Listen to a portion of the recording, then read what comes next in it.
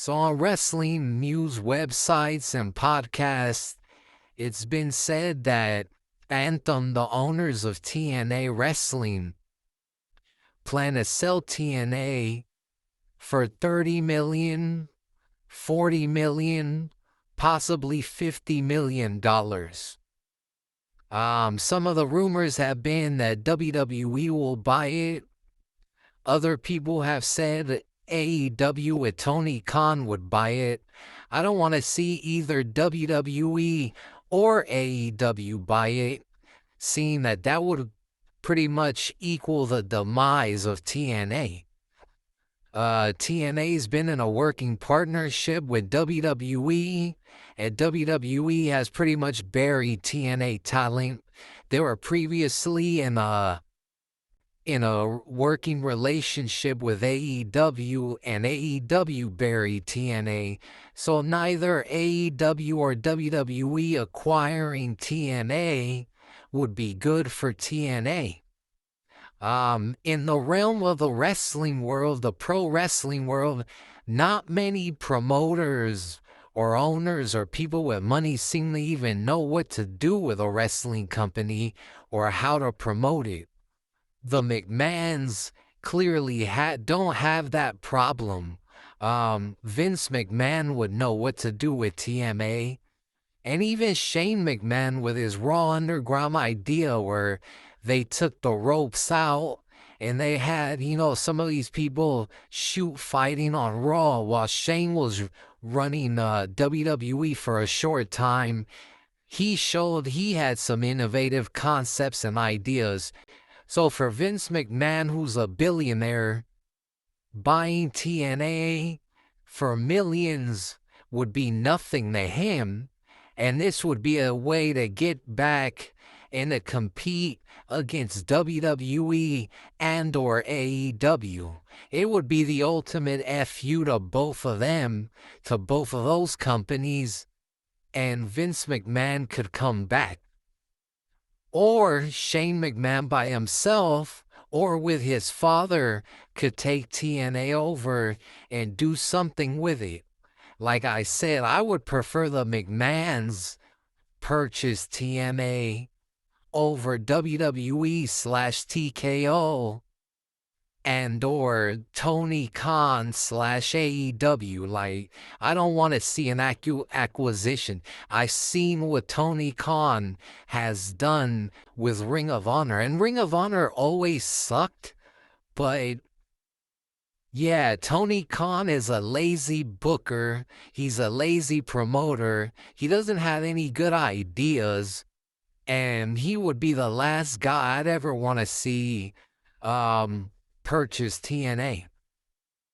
On the flip side, TKO, Triple H, that whole group, they're not really doing a good job with WWE, as in it's stale. I mean, you could look at the Bloodline MFT dynamic where all of a sudden now they're about to put Solo back with the Bloodline, and they're pretty much going to dismantle the NFTs, which is pretty much a WCW mistake, like when they reunited the NWO.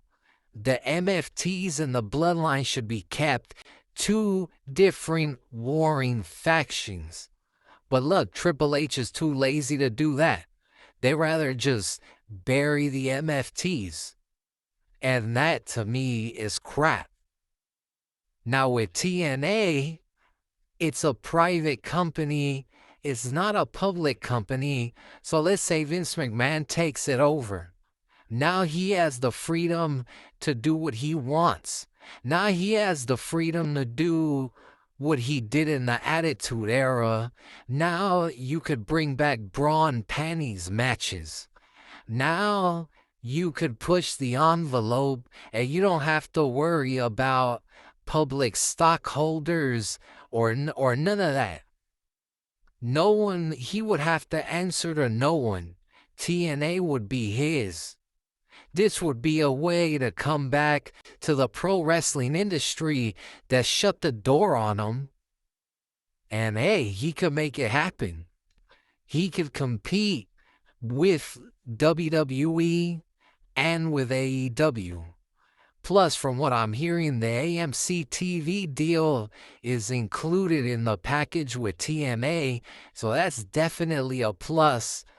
Plus, Anthem also had created the TNA Plus app, which is a digital network similar to what the WWE network was, and that goes along with the TNA sale. So that's another way to, get streamers and subscribers and all that. So for me, the McMahons should definitely buy TNA. Like, this is their final opportunity to make a move. Vince and Shane together, Vince could definitely pull it off. I don't know if Shane McMahon's money is long enough for 30 million or 40 or 50 million, but this is a way he could make his own path in the wrestling business. He was always waiting to get the WWE from his old man, but Vince never passed the torch to Shane, and this would be a way for him to carve his own path. Or they could unite and, do something with TNA together. Who knows? But I'd rather see the McMahons take TNA over than anybody else at this point. Because, let's look at the wrestling landscape. A lot of these promoters are horrible. Tony Khan, to me, pre-COVID, AEW was solid. Fast forward to now, AEW is trash. TKO with the WWE, it was still under Vince McMahon in his older years, right before the sale, but it's definitely stale with TKO running it. The last thing I want to see is the WWE just pretty much put another promotion out of business. They bought AAA, and AAA looks like the WWE now. It doesn't even look like AAA. It looks like WWE Mexico. They might as well rename it NXT Mexico because it's that bad. While with Vince McMahon, he could use his controversies. He could push the envelope. He could come back. He could be that outlaw promoter that he once was in the 90s. Or Shane McMahon could come in and bring more of a physical MMA-like style to TNA. That would be much better. If you look at Billy Corgan in the NWA before COVID or right around the time of COVID, NWA was solid. If you fast forward now, the NWA sucks. Nothing but jabronis on that roster, and Billy Corgan doesn't know how to run the promotion. He's pretty much done a good job of running the NWA main to the ground. Then you got MLW. To me, MLW, they have the best wrestling people behind it. Like, Court Bauer seems to know what he's doing. I remember when they had Teddy Hart in 2018. That was the only reason I watched MLW was because of Teddy Hart. And man, him and the New Hart Foundation with Harry Smith and Brian Pillman Jr. was money for the short time. And MJF versus Teddy Hart, their matches were solid. And if Teddy Hart wasn't such a nut, if he wasn't such a loose cannon, he could possibly be an AEW main eventing like how MJF is. Who else? What else? MLW had Matt Riddle. They have Matt Riddle now. They did a good job with him before the WWE even got him. Jacob Fatu debuted in MLW, part of that group Contra. Contra was pretty damn good. Jacob Fatu, I knew the man was a star. Like, how dumb of AEW to not sign him before the WWE got him. So MLW to me has booked talent in the best way possible that I've seen. The problem with MLW though is they're just too minor league. Like, they haven't been able to surpass TNA. They haven't even been able to surpass the NWA in terms of subscribers, and the NWA sucks.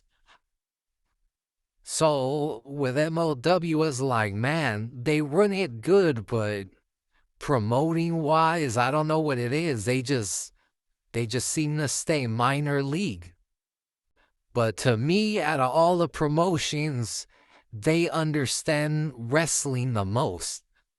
You know, they present a very physical, full contact like product.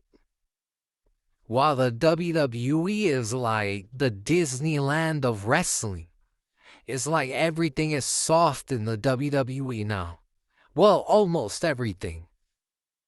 With AEW, a bit more physical, but they lack storylines, they lack creativity.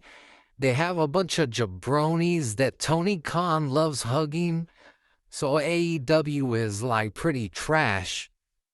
TNA under Anthem has been decent. Has definitely been decent. And Anthem, they did somewhat of a good job. Great job, no. Good job, yes. But clearly, cucks like that Carlos Silva guy, my bad. He's a cook. He's soft. He doesn't seem like a wrestling guy. So it seems like these Canadian billionaires, they just pretty much grew bored of running a wrestling promotion. And it's really hard to find someone with money that understands wrestling, that can run a wrestling promotion. So in this situation, I'm not the biggest Vince McMahon fan. I'm not even the biggest Shane McMahon fan, but at the end of the day, in the case of TNA, they would be what's best for business. They would be the ones to definitely take TNA to that next level, to definitely make pro wrestling interesting again, because they have purpose. You know, they could bring in all their baggage, all their problems, and put it into TNA and drive up interest. People will watch. If Vince McMahon shows up and he cuts a promo as a heel, imagine how that would get over. If Shane McMahon decided to work a match in TNA, people would watch. You know, it's like, to me, they're the best case scenario. Definitely not WWE. Definitely not AEW. Because if they buy out TNA, well, TNA is just pretty much done. It's over. So best case scenario, Vince and or Shane McMahon get TNA.